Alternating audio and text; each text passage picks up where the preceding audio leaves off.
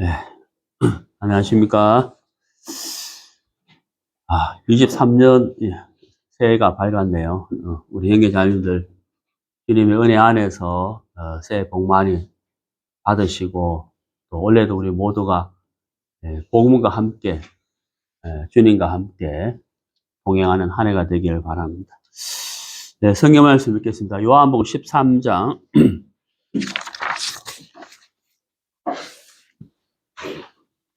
네, 요한복음 13장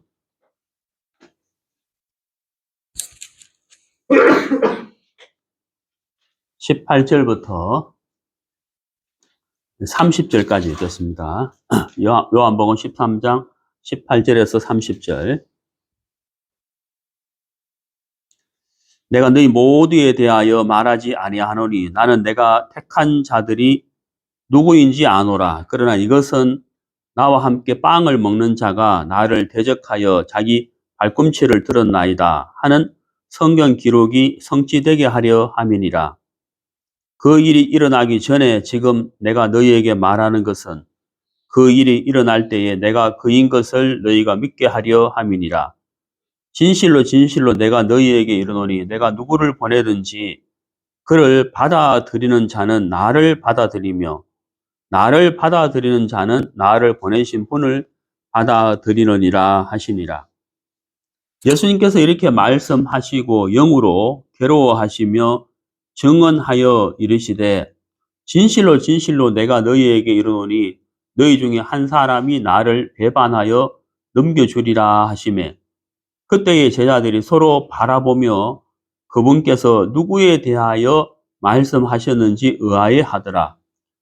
그런데 예수님의 제자들 중 하나 곧 그분께서 사랑하신 자가 예수님의 품에 기대어 있으므로 시몬 베드로가 그에게 고갯짓을 하여 그분께서 말씀하신 자가 누구인지 그가 여쭙게 하니 이에 그가 예수님의 가슴에 누워 그분께 이르되 주여 그게 누구니까 하며 예수님께서 대답하시되 그는 내가 빵 한 조각을 적셔서 주는 자니라 하시고 빵 한 조각을 적셔서 시몬의 아들 가룟 유다에게 주시니라.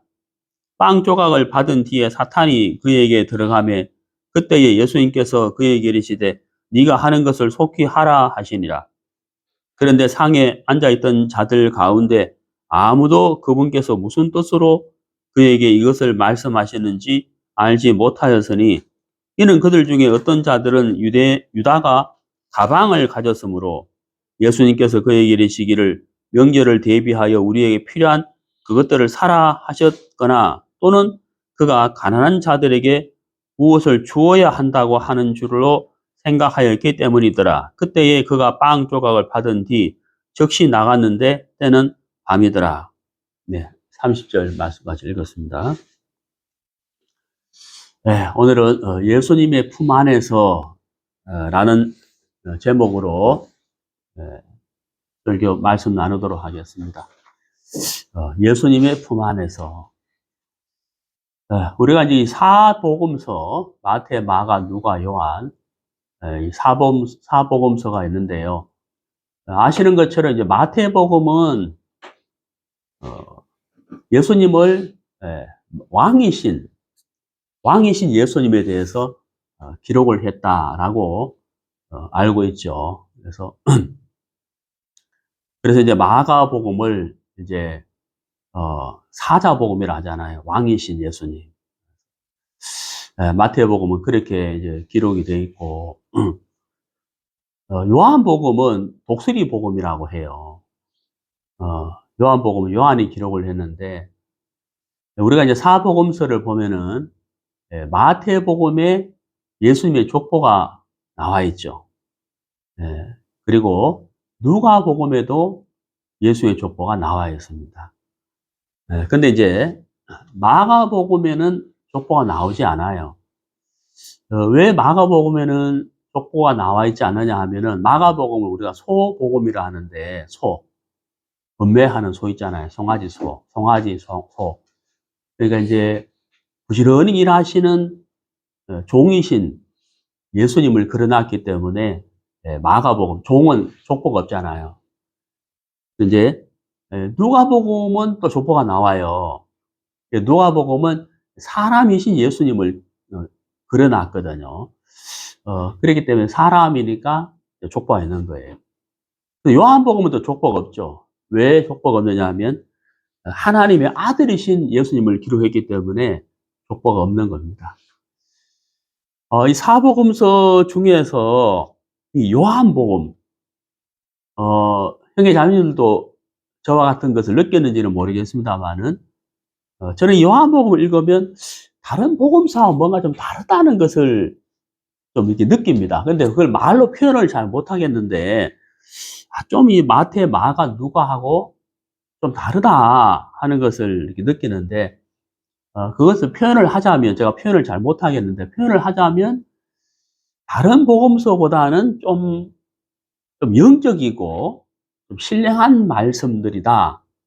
성경이 다 신령한 말씀인데, 특히 요한복음은 마태, 마가, 누가복음보다는 좀 이렇게 영적인, 좀 신령한 세계를 많이 그려놨다. 이런 느낌을 가졌습니다. 오늘 이제 제가 좀 공부를 이렇게 해보니까, 다른 사람들 어떻게 생각하는가 하고 좀 찾아보니까, 다른 사람들도 역시 이 요한복음은, 이제, 이렇게 좀 신령한 영적인 부분이 좀 많이 있다라고 이제 했더라고요. 그래서 좀 저하고 좀 비슷했는데, 마태, 마가, 누가는 사실적인 기록을 많이 했어요. 그러니까 예수님의 그 행적에 대해서 사실적으로 이렇게 좀 기록을 했는데, 그 사실적인 기록을 시간적인 개념으로 보면은 약 1년 정도밖에 안 돼요. 그런데 요한복음은 6월절이 3번 나오거든요. 6월절이 3번 나온다는 말은 3년인 거예요. 그러니까 예수님의 공생애가 3년이라고 말하는 것은 요한복음을 보고서 말을 하는 거거든요. 그만큼 이 요한복음을 통해서 예수님의 그 행적에 대해서도 비교적 마태, 마가, 누가복음보다도 자세히 기록을 했고, 또 누구보다도 예수님의 말씀과 예수님의 성품과 예수님의 그 하고자 하는 그 의도, 마음에 대해서 자세히 있게 기록을 했다 하는 것을 알 수가 있습니다. 그래서 특히 또 요한복음을 읽어보면은 예수님이 개인 전도한 부분에 대해서도 자세히 기록을 했거든요. 또 요한복음 3장의 니고데모, 또 요한복음 4장의 우물가 여인, 그렇죠. 이렇게 자세하게 이제 기록을 했지 않습니까? 그런 걸 보면, 요한이 다른 이렇게 마태, 마가, 누가복음보다는 예수님의 그 말씀과 마음, 또 신령한 세계를 자세히 기록을 했다 하는 것을 알 수가 있습니다. 근데 이제 요한이 기록한 성경이 요한복음, 그 다음에 요한 1서, 2서, 3서, 그 다음에 요한 계시록이거든요. 요한이 참 비교적 성경을 좀 많이 기록을 했고, 자세히 기록을 했는데, 근데 사실 요한은 성격이 굉장히 급한 사람이었어요. 차분한 사람이 아니고, 성격이 막 급한 사람, 베드로처럼 급한 사람이었거든요. 근데 성격이 이렇게 급한 사람이 이렇게 좀 자세하게 성경을 기록할 수가 있었을까? 잠깐 좀 찾아보면요. 마가복음 3장 17절. 마가복음 3장 17절. 그분께서 보아너게 곧 천둥의 아들들이라는 이름을 더해 주신 세베대 아들 야고보와 야고보의 형제 요한. 여기 이제 여기서 나오는 요한이 누구냐면 요한복음을 기록한 요한이거든요. 그러니까 야고보의 동생, 세베대 아들, 그 요한의 아버지는 세베대인데, 이 세베대는 종을 거느릴 만큼 그 돈이 좀 많은 부자였다고 그런 기록이 있어요. 여기 이제 요한이 나오는데, 천둥의 아들들 이렇게 돼 있잖아요. 그 개역 한글에 보면은 그 우레의 아들 이렇게 돼 있잖아요. 그래, 우리가 왜 이런 거 하잖아요. 그 신사성령 여러분, 우레와 같은 박수를 보내주시오 이러잖아요. 그 우레가 그 개역 한글에서 글자는 리얼의 오 이렇게 돼 있잖아요. 이제 표준말은 그게 아니고 리얼의 애예요. 우레. 근데 개혁 한글을 기록할 때는 이제 53년에 번역을 했으니 그때는 이제 우레, 리얼의 이 가죠. 오이 이래 되는데 지금은 표준어로는 리얼의 애인 거예요. 근데 우레와 같은 박수 할 때 근데 이제 그 천둥과 같은 박수, 천둥의 소리와 같은 박수 이런 뜻이거든. 그러니까 여기 이제 그 천둥의 우레의 아들들, 그 천둥의 아들 이렇게 표현한 이유가 뭐냐면 성경이 굉장히 급했다 이런 뜻이에요. 요한이. 저도 이제 이 마가복음을 보면서 야 이게 그 요한이 성경이 굉장히 급한 사람이었는데 근데 요한복음을 읽어보거나 또 요한 1, 2, 3서를 읽어보면 어때요? 참 예수님의 그 마음에 대해서 또 예수님의 삶에 대해서 굉장히 차분하게 자세하게 기록을 했고 특히 조금 전에 말씀드린 니고데모에게 전도하는 그런 모습이나 요한복음 4장의 우물가 여인에게 전도하는 모습들을 굉장히 자세하게 적어놨잖아요. 야 어떻게 이렇게 요한이 말씀을 자세하게 예수의 삶을 자세하게 이렇게 기록할 수 있었을까? 성격과 다르게 저는 이제 요한복음 13장에서 그 대답을 알게 됐어요. 요한복음 13장에서 오늘 읽은 본문 중에 여기 보시면요 23절에 그런데 예수님의 제자들 중 하나 곧 그분께서 사랑하신 자가 이렇게 돼 있잖아요. 이름을 안 밝혀놨어요. 예수님이 사랑하시는 자 이렇게 돼 있잖아요. 이 사랑하신 자가 누구냐면 바로 요한이에요. 자기를 말하는데 요한은 요한복음을 적으면서 자기 이름을 안 나타냈어요. 네. 요한복음 마지막 장에 보면은 그분을 보고 그분을 기록한 자가 이렇게 표현했거든. 자기 이름을 표현을 안 했어요. 자기 이름을 익명으로 했는데 사실은 요한이거든요. 그래서 여기 23절에 보면은 예수님의 품에 기대어 이렇게 돼 있잖아요. 근데 오늘 설교 주제가 예수님의 품 안에서인데 제가 요 구절로 설교 주제를 만든 거예요. 예수님의 품 안에서. 그 요한이 예수님의 품에 이렇게 기대어 있단 말이에요. 지금 이 장면은 식사를 하는 장면이거든요. 근데 여러분 어떠세요? 식사하는데 어떻게 예수 품에 기대어 있나라고 생각할 수 있잖아요. 그게 왜 우리가 그 의문이 되냐면 이 당시에 유대인의 식사 습관을 우리가 몰라서 그래요. 이 당시에 유대인의 식사 습관은 이제 식탁이 디귿자형으로 되어 있거든. 디귿자형으로 이렇게 한쪽이 트여 있다는 거죠. 그래서 유대인들은 식사를 할 때 그 당시에 이렇게 왼쪽 팔로 이렇게 몸을 기대가지고 거의 누운 자세로 비스듬히 누워서 식사를 했다는 거죠. 거의 눕다시피 이렇게 이해가세요? 이렇게 누워있는 자세, 거의 누워있는 자세로 오른손으로 이렇게 빵을 집어서 먹는 이런 식사 습관이었어요. 그 당시에. 그리고 예수님도 이렇게 이렇게 있으니까 요한이 예수 오른쪽에서 예수 품에 이렇게 얼마든지 기댈 수가 있는 거죠. 이해 가시죠? 식사하면서 어떻게 기대나라고 생각할 수 있는 우리가 지금 식사하는 그런 식사 습관이 아니라는 거예요. 근데 이제 그 12제자 중에서 그 예수님의 품에 이렇게 기대어서 있었던 사람이 요한인 거예요. 그래서 이제 빵을 이제 식사를 하고 있는 거죠.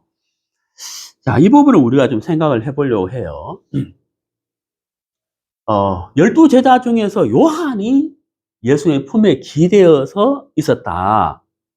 그리고 이 중에 누가 한 사람 나를 팔 것이다 할 때 베드로가 눈짓을 하잖아요. 요한 보고 그 누구인지 안 물어봐라. 눈짓을 했을 때 요한이 물어봤다는 거죠. 그러니까 그 12제자하고 같이 식사를 하고 있는 중에서도 가장 예수님과 가까이 있었는 사람이 누구예요? 요한이라는 거죠. 요한이라는 거죠. 그렇기 때문에 예수님의 품에 기대어서 있었다고 하는 사실인 거예요. 자, 예수님의 품 안에 이렇게 있었다. 이걸 우리가 참 생각해 보면 굉장히 놀라운 건데요. 예수님이 십자가에 못 박혀 고난을 받을 때 제자들은 다 도망갔어요. 다 도망가는데 딱 한 사람 도망가지 않은 제자가 있었거든요. 누구겠습니까? 뭐 감이 오죠. 요한입니다. 요한. 한번 찾아보겠습니다. 요한복음 19장. 요한복음 19장 26절.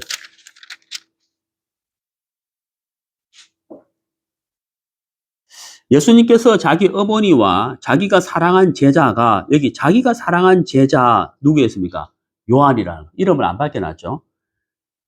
요한이 곁에 서 있는 것을 보시고, 그러니까 우리가 사복음서에 보면 여러분 아시죠?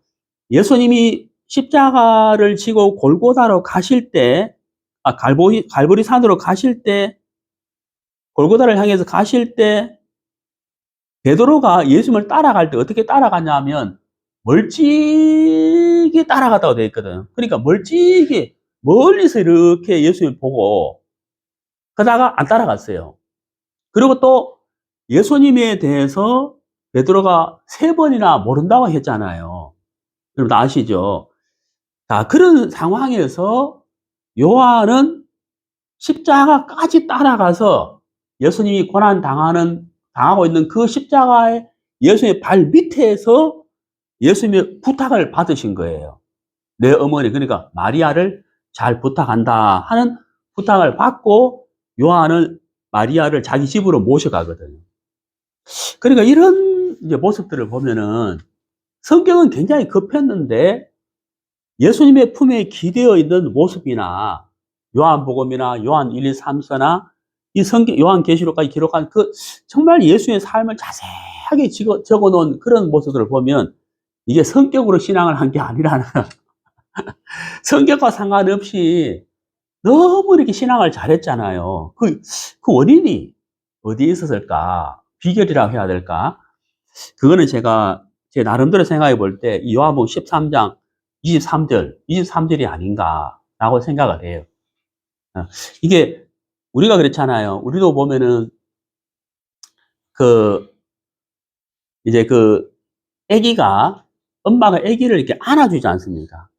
네, 품에 이렇게 안겨있는 아기 있잖아요. 품에 이렇게 안겨있는 아기. 그 어머니 품에 딱 안겨있을 때 어머니의 심장과 아이의 심장이 이렇게 탕탕탕 같이 이렇게 맞닿잖아요. 그러니까 따뜻한 온기를 느끼고 거기서 이제 어머니가 하는 말씀도 듣고 물론 아기니까 알아듣지는 못하지만은 품에 안겼다는 것이 의미하는 게 있죠. 예, 내가 품에 안겼다. 아기가 엄마 품에 안겼다는 것은 뭘 의미하겠어요? 여러 가지로 생각해 볼 수 있겠지만 첫 번째는 약하다는 거잖아요. 약하기 때문에 품에 안겨야 되는 거예요. 품에 안겨서 어머니의 젖을 먹으면서 그 아이가 이제 자라가기 시작하는 거잖아요. 연약하다 하는 것을 이야기하는 것이고, 그리고 이제 품에 안겼다는 그 자체가 뭘 의미하는 겁니까? 예, 사랑을 받고 있다는 거잖아요. 그죠? 사랑을 받고 있고 어머니는 사랑을 주고 있다는 이야기예요. 그러니까 사랑을 나누고 있다. 그리고 이제 품이 안겼기 때문에 누구보다도 어때요? 마음을 나누는 사이가 됐다는 것이고, 그리고 함께 한다는 것이 의미하는 거죠. 함께 한다는 거잖아요. 그래서 이 품이 안겼다는 것이 여러 가지를 의미를 우리에게 주고 있는데, 이 요한도 예수님의 품에 이렇게 다 이렇게 안겨 있다는 것은 예수님을 가장 가까이 하고 싶었다는 거죠. 가장 가까이 하고 싶었다는 것이고, 그리고 요한은 약했겠다. 나는 누구보다도 약하기 때문에 예수님을 가까이서 품에 기댈 정도로, 예, 그래서 예수님의 사랑을 느끼고 사랑을 받고 가장 가까이서 사랑을 받고 사랑을 느끼고, 그리고 가까이 있다 보니까 예수님의 말씀에 가장 귀를 기울여서 말씀을 누구보다도 자세히 들을 수가 있었다. 오늘 방금도 어때요? 너희들 중에 하나가 나를 팔 것이다 했을 때 베드로가 누군지 한번 물어봐라 하고 눈짓했잖아요. 가장 가까이 있었기 때문에 요한이 물어볼 수 있었고, 요한은 예수님의 말씀을 들으면서 요한은 예수님의 마음을 알 수가 있었을 거라는 거죠. 야, 그래서 우리가 이 품에 기댔다. 예, 나는 연약하다 하는 뜻이고, 그리고 사랑을 누구보다도 받고 싶다는 것이고, 그리고 함께 하고 싶다는 것이고, 마음을 나누고 싶다는 그런 의미가 담겨져 있다는 사실이거든요. 그래서 오늘 이제 설교 주제가 예수님의 품 안에서인데, 올 한 해 우리 모두가 예수님의 품 안에 있는 자들이 되어서 정말 예수님의 사랑을 누구보다도 더 가장 뜨겁게 느끼고, 예, 또 우리는 연약하기 때문에 예수님을 의지하고 가까이서 귀를 기울여서 함께 동행하는 그런 신앙을 하게 되기를 바라는 마음으로 오늘 설교 주제를 그렇게 정했습니다. 우리 요한복음 13장 34절 그 밑에 보시면 내가 새 명령을 너희에게 주노니 너희는 서로 사랑하라. 내가 너희를 사랑한 것 같이 너희도 서로 사랑하라. 너희가 서로 사랑하면 이것에 의해 모든 사람들이 너희가 내 제자임을 알리라 하시니라. 자, 예수님이 이제 제자들하고 식사를 하고 새 계명을 주셨어요. 새 명령을 주셨는데 그게 바로 뭐냐면 서로 사랑하라는 거죠. 서로 사랑하라. 자, 35절에서 너희가 서로 사랑하면 이것으로 너희가 내 제자인 것을 알리라라고 말씀하셨다는 거죠. 여러분 어떻게 생각하세요? 내 제자인 걸 알리라라고 하면 저는 이렇게 생각하거든요. 복음을 전해가지고 막 구원받는 역사가 막 일어나고 열매가 많은 걸 보면은 야, 네가 참 복음 참 잘한다. 너는 내 제자야. 이렇게 말하는 게 맞을 것 같아요. 저는요. 막 열매가 많고, 그죠? 은사가 있고 막 이러면은 진짜 너 내 제자야. 이렇게 이제 생각할 수 있잖아요. 우리가 왜 그 어릴 때 중국 그 무협 영화 보면은 막 어린애가 막 그 부모님이 누구 개한에게 다 막 죽고 이러면서 막 복수의 칼을 갈 중국 영화는 대부분 복수잖아요. 그래가 막 자라가지고 막 무협 이걸 배워가지고 이제 원수를 갚는 그런 영화 대부분 중국 영화는 그렇잖아요. 그래 이제 막 배우고 다 배우고 나면 이제 스승이 하는 말이 이제 너는 이제 내 제자가 되었으니 산을 내려가라 뭐 이러잖아요. 근데 이제 예수님은 그 제자의 조건이 어떤 전도의 열매가 많은 그런 것으로 말씀하지 않았죠. 제자의 조건이 뭐냐면 35절에 다시 보시면은 너희가 서로 사랑하면 이것에 의해 모든 사람들이 너희가 내 제자임을 알리라 이렇게 말씀하셨다는. 그러니까 그 제자의 조건은 사랑인 거예요. 서로 사랑하라. 서로 사랑하면 너희가 내 제자다. 너희들이 내 제자인 걸 알리라라고 하셨다는 거예요. 우리가 이 말씀에서도 알 수 있는 것이 바로 뭐냐면 예수님이 가지고 있는 그 성품과 마음 중에서 가장 큰 것이 뭐다? 사랑이라는 거예요. 예수님의 마음에 가득 차 있는 것이 바로 사랑이다. 핵심 중에 핵심이 사랑이라는 거예요. 하나님이 세상을 이처럼 사랑하사 독생자를 주었으니 하나님이 우리를 사랑하셔서 예수님을 이 땅에 보내셨고 예수님은 하나님의 사랑을 받아서 오셨기 때문에 예수님의 마음의 중심도 사랑이고 그 사랑을 우리에게 베풀어 주셨잖아요. 그리고 요한이 예수님의 품에 기대어 있는데 그 요한이 예수님의 품에서 예수님의 그 말씀과 예수님의 마음을 가장 잘 받은 사람인데 그렇기 때문에 요한도 우리가 요한 1서, 2서, 3서에 보면은 누구보다도 요한은 사랑에 대해서 말씀을 많이 하셨다는 거죠. 그래서 정말 그 예수님은 사랑이시다. 예수님 그분 자체가 사랑이다 하는 것을 알 수가 있고 우리가 예수님의 품에 기대어서 가장 크게 받고 또 누려야 되고 또 그것을 나누어야 되는 것이 다른 것이 아니라 사랑이다 하는 것을 말씀드릴 수가 있습니다.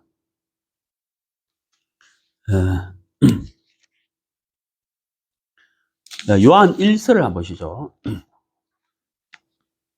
요한 1서 3장.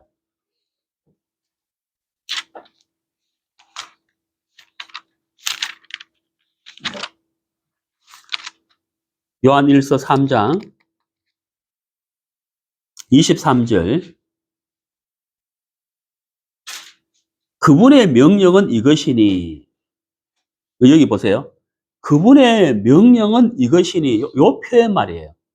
그분의 명령은 이것이니. 요 표현이 참, 정말 참 좋다. 왜냐하면 조금 전에 우리가 읽었잖아요. 요한복음 13장 34절에 새 명령을 너에게 주노니 이랬잖아요. 새 명령을 너에게 주노니 이랬단 말이에요. 근데 요한 1서의 3장 23절에 그분의 명령은 이것이니 이렇게 표현했잖아요. 그러니까 이 요한이 예수님이 하신 말씀을 그대로 1.1획도 틀리지 않고 그대로 받았다는 거예요. 그대로 마음에 딱 새기고 있다는 걸 느낄 수가 있잖아요.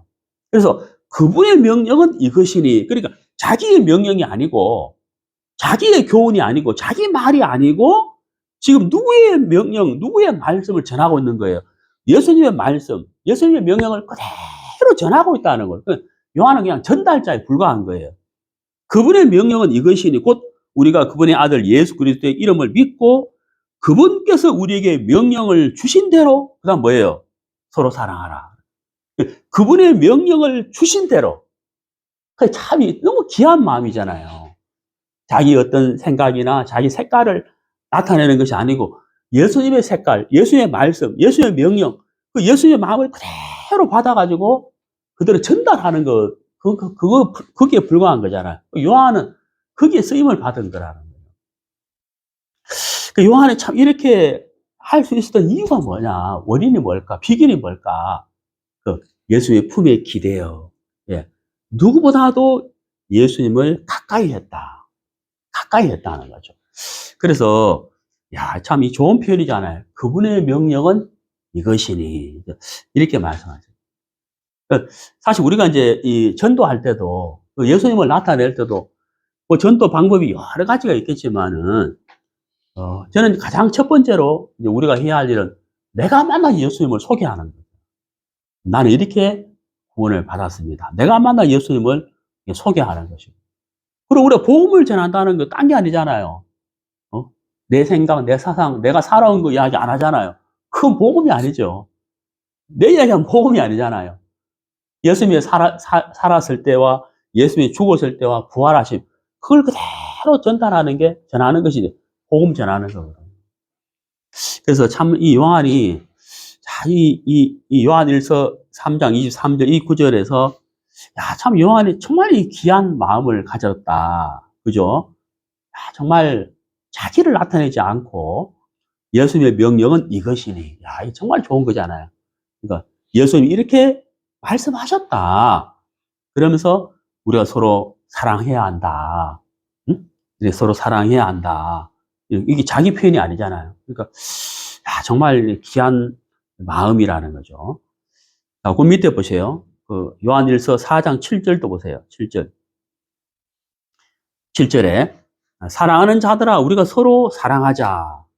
사랑은 하나님께 속하며 사랑하는 자는 다 하나님에게서 태어나 하나님을 알지만 이 사랑이 누구에게 속했는지를 정확히 알고 있죠.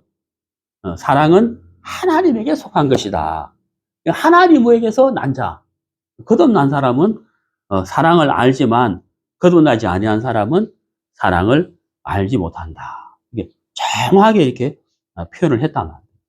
그래서 요한이 참 이렇게 사랑에 대해서 자세하게 기록할 수 있었던 이유는 예수님의 사랑을 누구보다도 크게 뜨겁게 깊이 받았기 때문에 가능한 것이겠죠. 우리도 정말 말씀을 전하는 것이나 전도하는 것이나 그 모든 것들이 예수님이 이렇게 말씀하셨다. 예수님의 명령은 이러하다. 예수님의 마음은 이러하다. 이게 이제 가장 정확한 것이죠.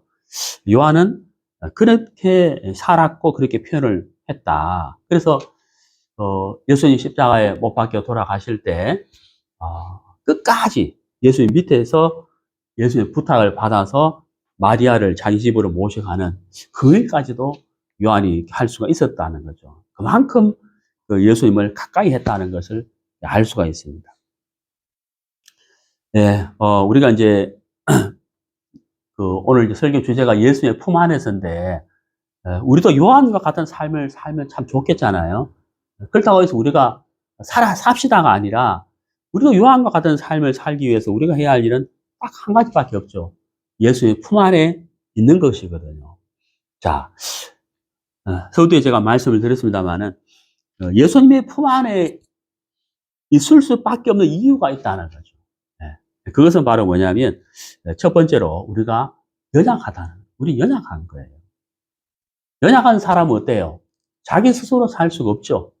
자기 스스로 살 수가 없기 때문에 누군가를 의지할 수밖에 없는 거예요. 그 사람은 품 안에, 품에 기댈 수밖에 없다고 하는 사실인 겁니다. 우리 마태복음 8장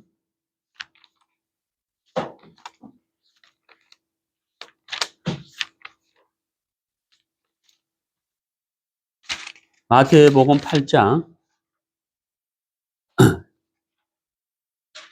17절. 이것은 주께서 대언자 이사야를 통해 말씀하신 것이 성취되게 하려 함이더라.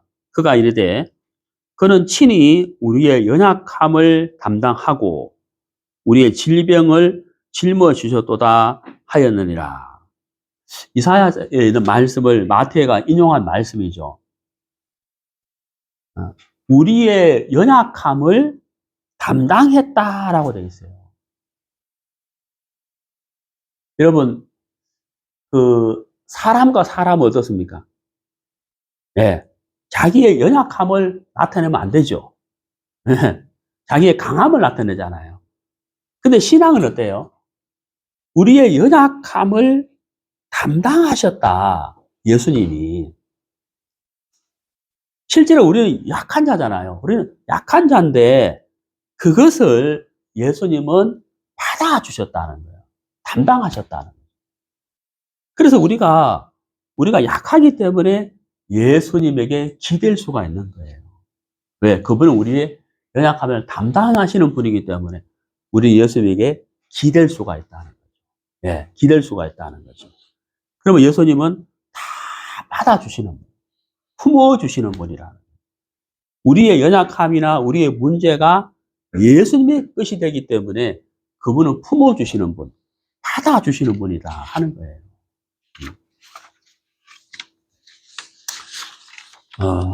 그래서 우리의 연약함을 아는 것이 바로 예수님 그분의 품에 기대는 것이다 하는 것이죠. 네. 우리가 그분의 품에 기대면 여러 가지 유익한 것들이 많아요. 자, 창세기 45장을 보세요.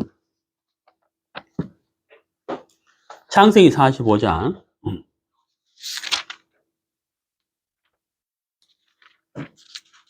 10절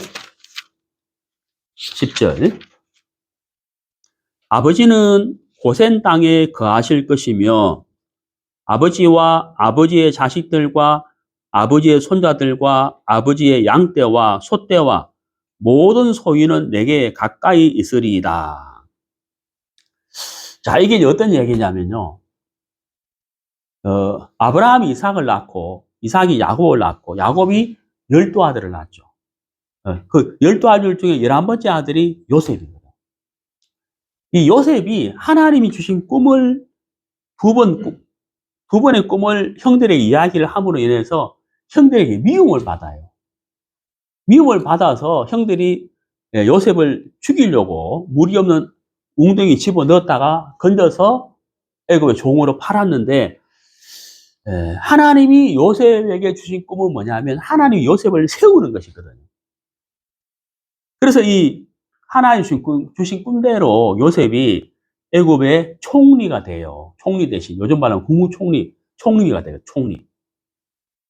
근데 총리가 되기 전에 총리가 되는데 애굽에 주위 나라에 기근이 오거든요. 7년의 풍년 뒤에 7년 기근이 오는데 이 요셉이 왕에게 7년 풍년 때 백성들의 양식의 5분의 1을 거두어서 창고에 쌓아 놓으면 7년 뒤에 기근이 올 건데 그 기근을 이길 수가 있습니다. 라고 제안을 하거든요. 그래서 요셉의 지혜대로 왕이 그렇게 해가지고 애굽의 창고에 양식을 꽉꽉 재어 놨어요. 근데 7년 뒤에 흉년이 오거든요.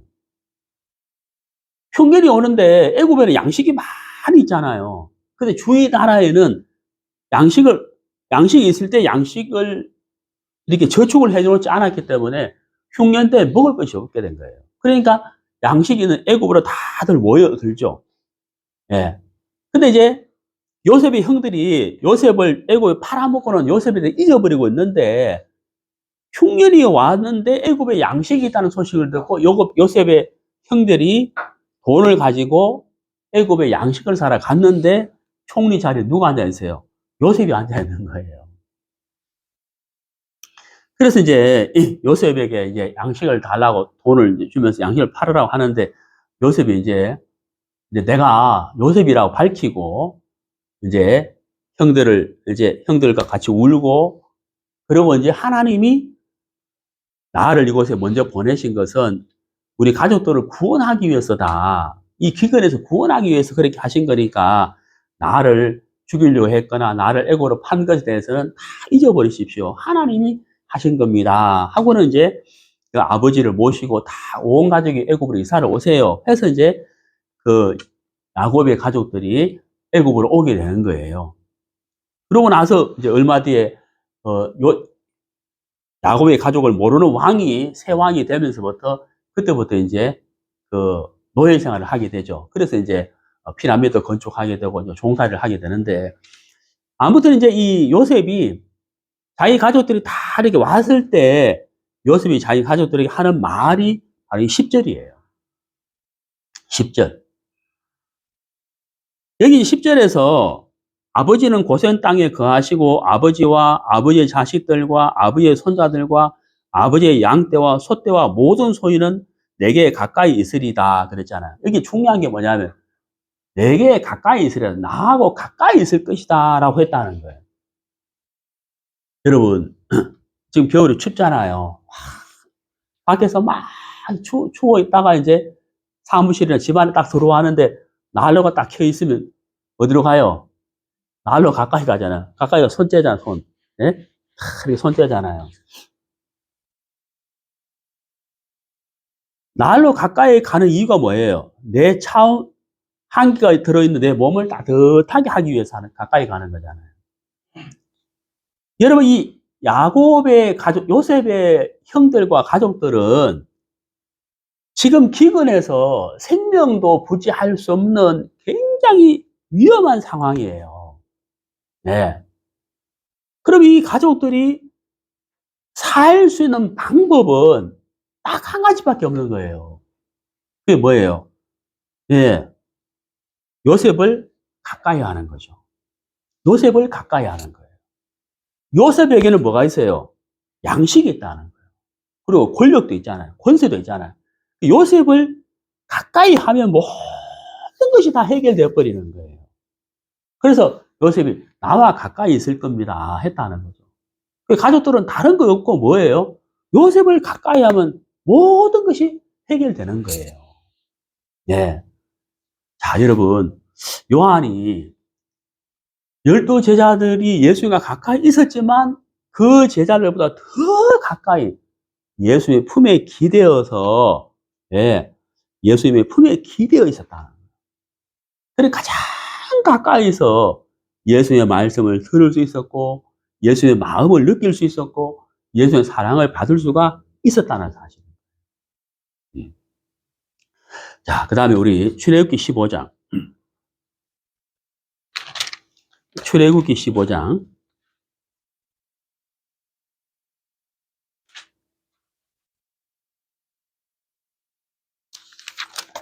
예, 출애굽기 15장 26절.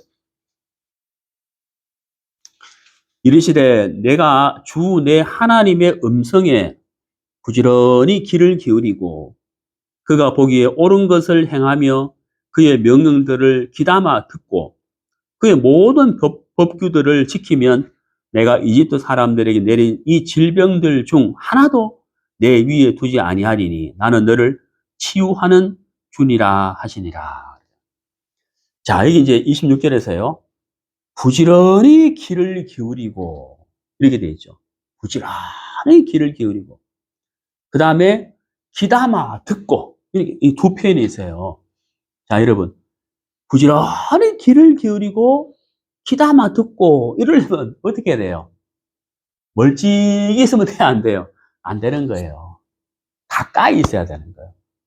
얼마만큼? 품 안에 기대요. 예? 얼마만큼 가까워야 돼요? 예수의 품 안에 기대요. 예. 그 정도로 가까이. 그래서 부지런히 귀를 기울이고 귀담아 듣고 뭐라고 말씀하시는가? 예? 뭐라고 말씀하시는가? 자세히 이렇게 귀를 기울이고 그걸 귀담아 듣고 마음에 담는 거죠. 예. 그러려면 어떻게 해야 돼요? 품 안에 기대야 된다. 예수의 품 안에 기대야 된다 하는 것이죠. 자, 이사야 55장. 이사야 55장 3절.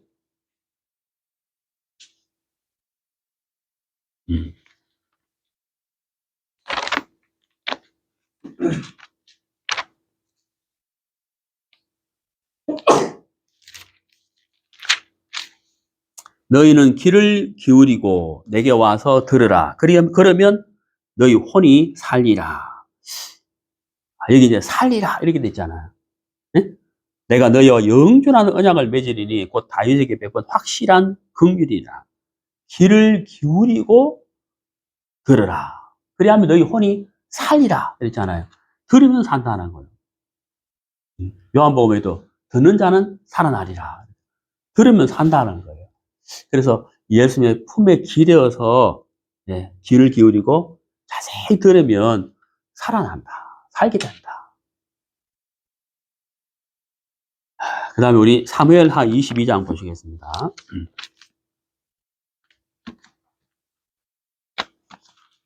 사무엘하 22장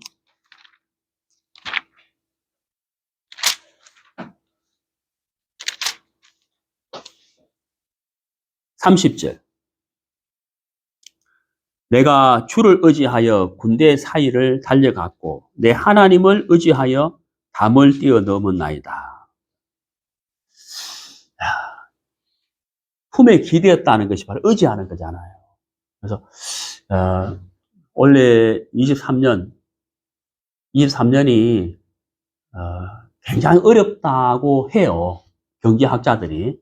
그래서 은혜보다도 이제 어려울 거라고 예상을 합니다. 저도 그렇게 생각을 해요. 뭐 고금리에다가 뭐 고물가에다가 뭐 또 뭐 어떠나 뭐 고뭐가 있던데 하여튼 뭐 굉장히 이제 어렵다고 해요. 올 한 해가. 그래서 올 한 해 굉장히 어려울 텐데. 자, 여러분 여기 이제 이 사무엘하 22장 30절의 말씀처럼 담을 뛰어넘나이다 했잖아요. 담. 올 한 해 우리에게 많은 담들이 있을 거예요. 네. 많은 담들이 우리 앞을 가로막을 겁니다. 근데 우리가 그 담이 없기를 바라지 말고 담은 어차피 올 거예요. 많은 담이 우리 앞에 계속 막을 건데 그 담이 없기를 바라야 되는 것이 아니고 그 담을 뛰어넘을 마음을 가져야죠. 네. 어떻게 우리가 그 담을 뛰어넘을 것이냐는 거죠. 그냥 감나무 밑에 누워있으면 감이 떨어지기를 바라는 그런 것은 없어요. 그건 신앙도 아니고. 참된 신앙은 담이 올지라도 그걸 뛰어넘는 게 신앙이잖아요. 어떻게 뛰어넘을 것이냐. 여기 사무엘하 22장 33절에 내 주를 의지하여 하나님을 의지하여 담을 뛰어넘나이다. 이렇게 말씀을 하셨잖아요. 그러니까 뭐예요? 우리 예수의 품에 기대어야 된다. 예. 예수의 품에 기대어서 그분의 말씀에 귀를 기울이고 사랑을 느낄 때 거기서 우리가 힘이 올 거 아니에요. 그렇죠? 거기서 우리가 힘이 온다는 거죠. 그 힘으로 우리가 주를 의지해서 담을 뛰어넘나이다. 그래서 올 연말에는 우리 모두가 올 한 해 참 우리가 내가 주님 품에 기대어서 주님의 음성을 듣고 그 음성을 의지해서 내가 주를 뛰어넘는 한 해가 되었다라고 우리 모두가 간증할 수 있게 되기를 바라요. 자, 요한복음 14장. 요한복음 14장. 요한복음 14장 27절.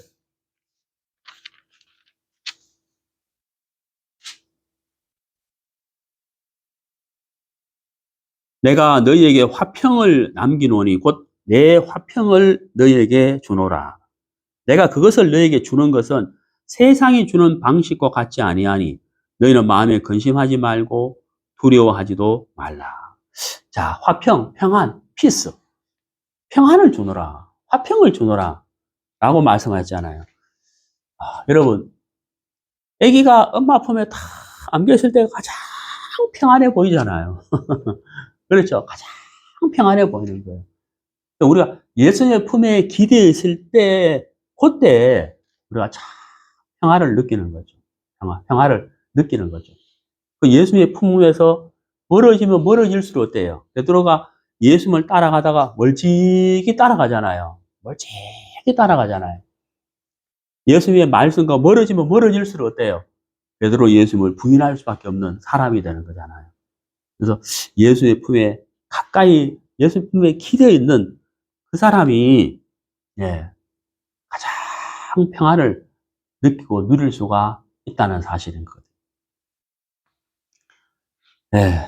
우리 마지막으로 빌립보서 2장을 보시겠습니다. 빌립보서 2장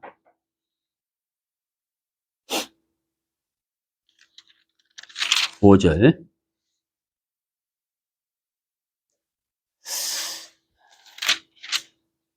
너희 안에 이 생각을 품으라. 그것은 그리스도 예수님 안에도 있던 생각이니라. 오늘 우리가 예수님의 품 안에서 라는 주제로 오늘 말씀을 나누었습니다. 품 안에 있다는 것은 제가 좀 전에 말씀드렸잖아요. 내가 연약하다는 것이고, 품 안에 있으니까 평안을 느끼는 것이고, 그래서 예수님을 의지하는 것이고, 그리고 누구보다도 사랑을 가장 크게 느낄 수 있는 것이고, 그렇죠? 그리고 함께 한다는 것이고, 그리고 마음을 나눈다는 것입니다. 여러분, 방금 읽었던 빌립보서 2장 5절, 너희 안에 이 생각을 품을지니, 바로 오늘 말씀, 예수님의 품 안에 기대어, 예수님의 품에 의지하여, 예수님의 품 안에서, 예수님의 품 안에서, 예수님의 품 안에서 평안을 느끼고 사랑을 누리고 예수님을 의지하는 힘도 생기고 예수님과 마음을 나누고 예수님의 사랑을 누리고 그래서 우리가 신앙을 했으면 참 좋겠다. 우리 형제 자매들 우리 원래 우리 모두가 예수님의 품 안에서 신앙을 하는 그런 복된 그리스도인이 되기를 바랍니다. 오늘 여기까지 하겠습니다.